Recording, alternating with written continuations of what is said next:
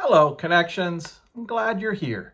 We are in the mission field, and we've been seeking advice from Jesus himself on how to operate in the mission field. These instructions first were given to the disciples as they were sent out to have a taste of what their coming mission would be about, their mission as the church. And of course, that mission has been handed down from the original apostles all the way to you and I. So the very instructions that Jesus hands to the disciples here in Matthew 10, you can consider Jesus handing to you. And today's lesson is about priorities. Now, whenever a commercial airline flies, one of the first things before they ever leave the runway is a safety briefing. And one of the instructions given to all of the passengers is the plane loses compression and the oxygen masks fall from the ceiling, that we are to put the oxygen mask on ourselves before assisting our children or anyone else that might need assistance. Now, in the calm there on the tarmac, this makes complete sense, because how are you going to help anyone else if you are gasping for air yourself? But it also is something that kind of gnaws at the very way that we often think. Our relationships are very, very important to us. They're what define us, especially relationships with those that are dependent on us. And our instinct is to take care of them. But the flight crew is making sure that they set the proper priorities, because they have more experience and they know what will happen if we don't tend to ourselves and have our priorities correct. They're going to lose a lot more passengers than they should. And that's just a simple example of how having instructions and setting the proper priorities, even when they grate against perhaps our instincts or how we naturally think. So let's take a look at the safety briefing that Jesus gives his disciples to draw them away from how they might normally think to how to survive in the mission field. We're beginning in 32 today. Everyone who acknowledges me publicly here on earth, I will also acknowledge before my Father in heaven. But everyone who denies me here on earth, I will also deny before my Father in heaven.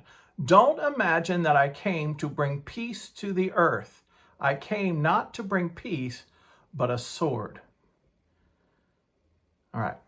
So not many people pay attention to that safety briefing before the flight. Matter of fact, after you've heard it a few times, it's okay, well, now we're finally going to get in the air. Unfortunately, that's how perhaps the disciples, how the church receives Jesus' message. Okay, here we go again. He's going to give us a parable. He's going to give us instructions, and then we'll fit that in to our own understanding. That's not what we read here. Jesus is gathering the disciples' attention because this safety briefing is not only for their life, but for all the lives that they are going to be called to save. And they must have their priorities straight. And that priority is focus up, keep your eyes on me. It's going to be chaotic out here in the mission field. You must always keep an eye on me. Now that he has the disciples' attention, he continues. I have come to set a man against his father, a daughter against her mother, and a daughter-in-law against her mother-in-law. Your enemies will be right in your own households. If you love your father or mother more than you love me, you are not worthy of being mine.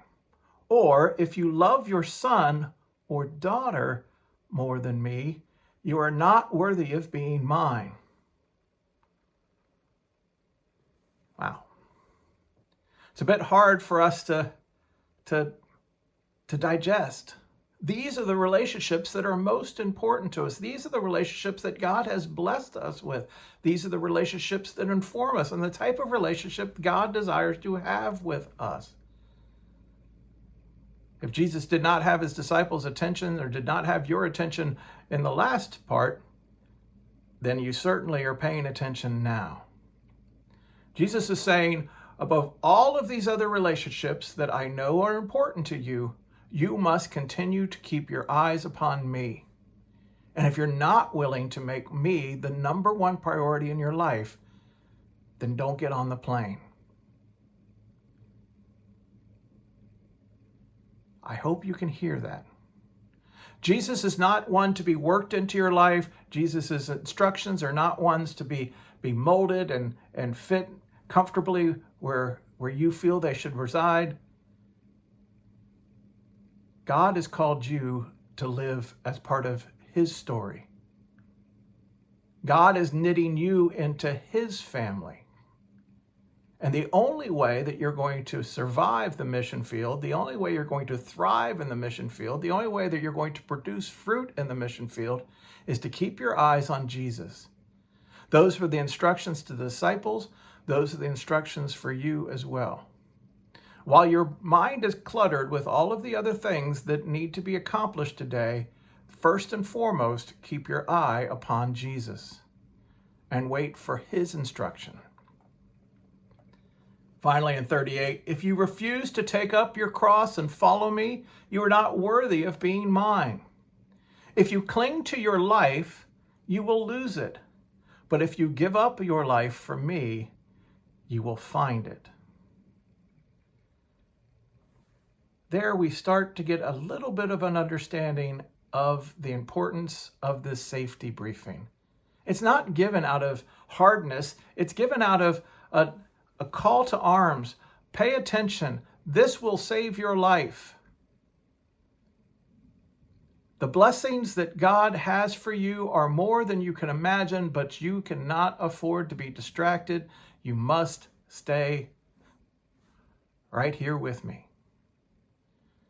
The mission field is a dangerous place. The mission field is filled with opposition and people that will attempt to thwart the mission of the church. If you truly desire to be a follower of Christ, you must be willing to set God as your number one priority. What's the point? Do you proclaim your faith in public? What hinders your willingness to share your faith? Honestly evaluate your current priorities. All right. We have one more stop to make. We'll make that next week. So until then, know that I love you and I miss you. And please, be good.